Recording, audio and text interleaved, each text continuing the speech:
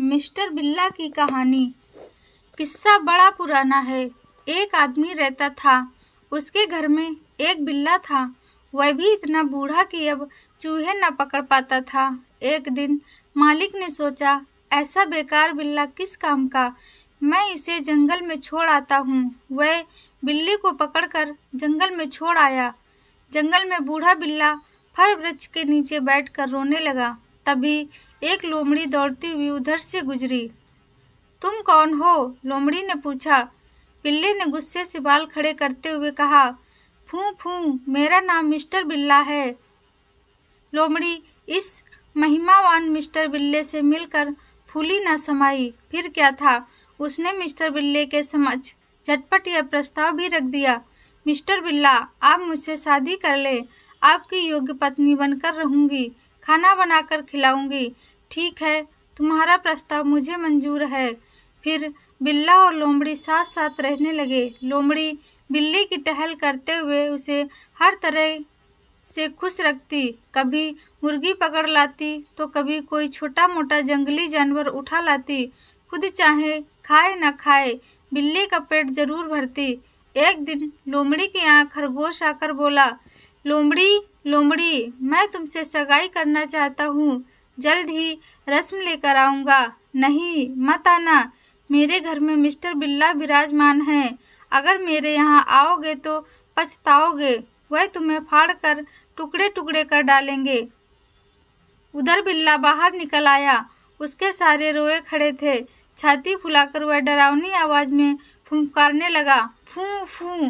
बेचारे खरगोश का डर के मारे दम ही निकल गया। वह तुरंत वहां से जंगल की तरफ तेजी से भागा।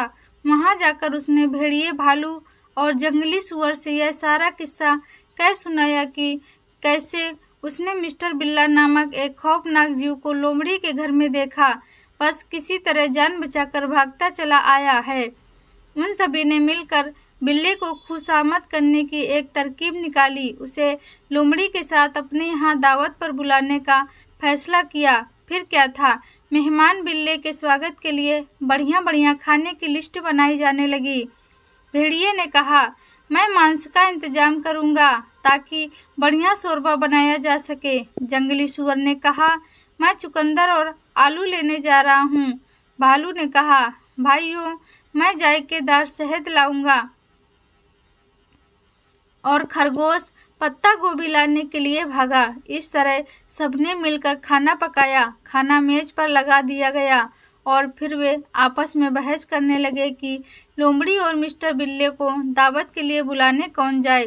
भालू बोला, मैं मोटा हूँ, जल्दी हाँफने लग जाऊंगा। जंगली सुअर बोला, मेरी चाल बड़ी धीमी है, ऐसी चाल से भला क्या चल पाऊंगा। भेड़िया बोला, मैं बूढ़ा हूँ और सुनता भी ऊंचा हूँ। मजबूर होकर खरगोश को ही निमंत्रण लेकर जाना पड़ा।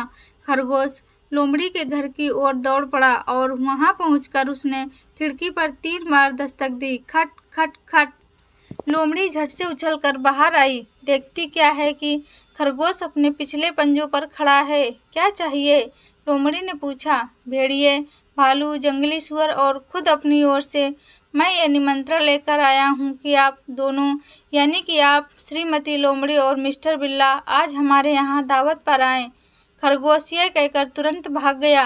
घर लौटा तो भालू ने उससे पूछा, चम्मच लाने के लिए कहना तो नहीं भूला?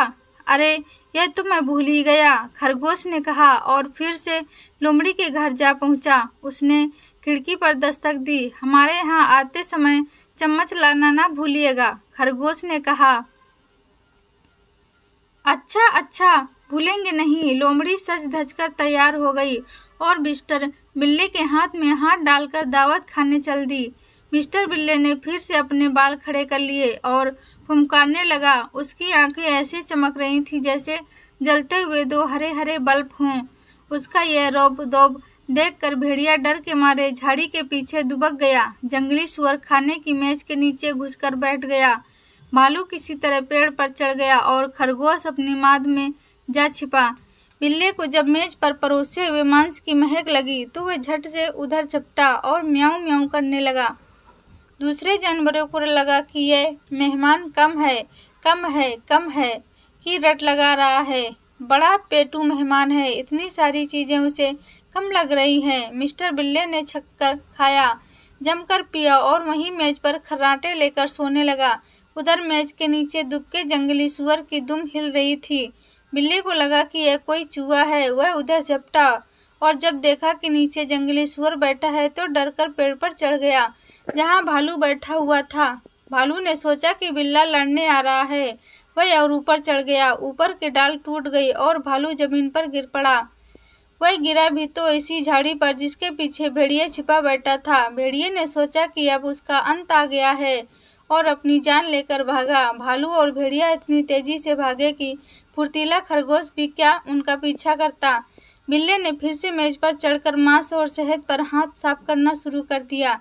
इस तरह मिस्टर बिल्ले और लोमड़ी ने मिलकर सारा खाना चट कर डाला और घर चले गए। भेड़िया, भालू, जंगली सुअर और खरगोश जब लौटकर वहां आए तो बोले, कैसा जानवर है, इतना छोटा और ऐसा पेटू कि हम सबको ही खा डालता। तो दोस्तों, कैसी लगी आज की कहानी?